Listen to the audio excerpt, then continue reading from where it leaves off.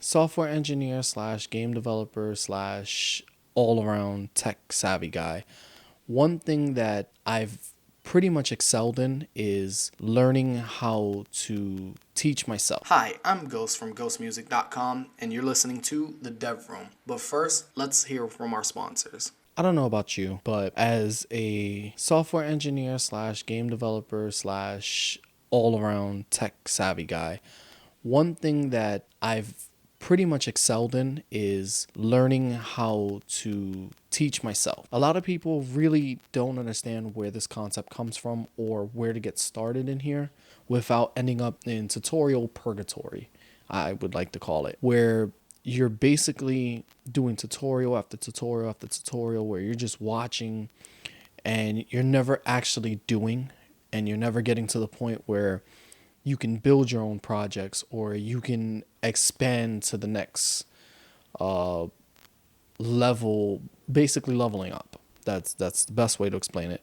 You're never getting from the point of junior developer to mid developer to senior, if for all my non-game enthusiasts, I would say. But like I said, one of my biggest, I would say, resources, which it is a double-edged sword, is following along, watching tutorials on YouTube. And I mean actually following along, not just watching someone actually do the work. It is beneficial to watch and to learn their processes, or to find a process that they do that works for you, I would say. But majority of the time, what you actually want to do is, while they're working on it, you work on it as well.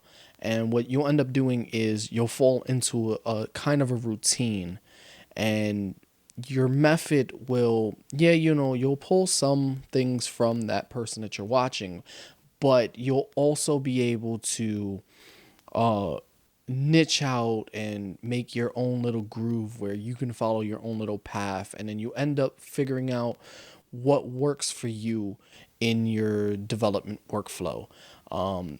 There's been so many times that I've been watching, like, let's say a Bracky's tutorial, and the way that he ends up working on stuff doesn't really 100% fit the way that I may work on my own projects.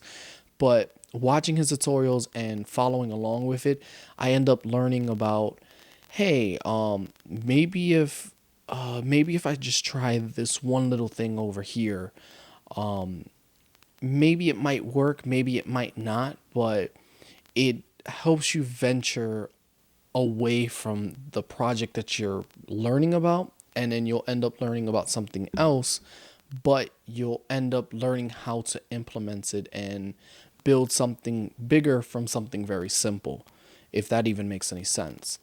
But I do feel that a lot of developers just end up watching tutorial after tutorial, and they literally just put themselves into a box where they don't know how to do anything outside of that tutorial because they've just watched it and they didn't practice it.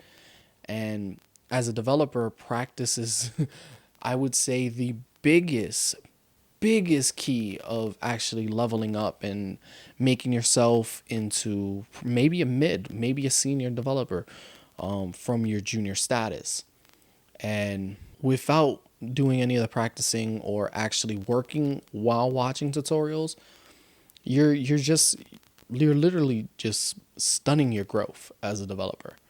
And that is something that I don't wish on anyone. I highly advocate, reaching milestones and being able to shatter them and getting to newer milestones that before may have never been reachable.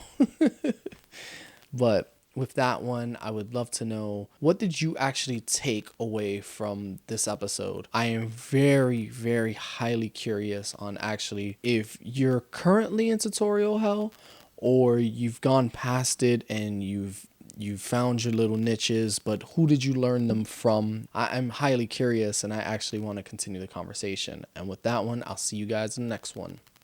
Peace.